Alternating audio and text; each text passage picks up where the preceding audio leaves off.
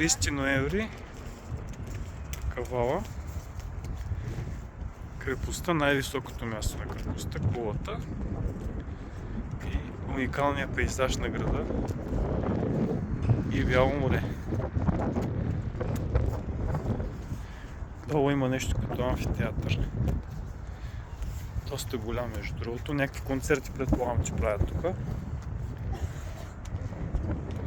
И панорамна обиколка на целия град. И долу е пристанището. С ферибот.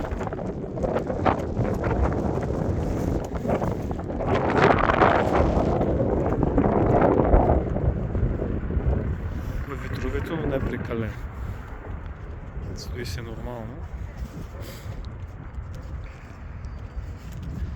Мястото е един път.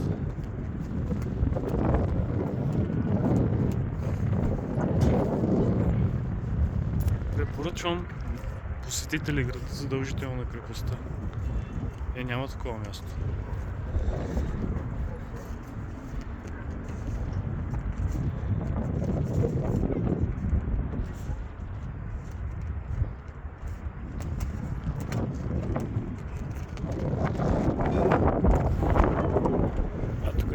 Централната част, голяма част от хотелите.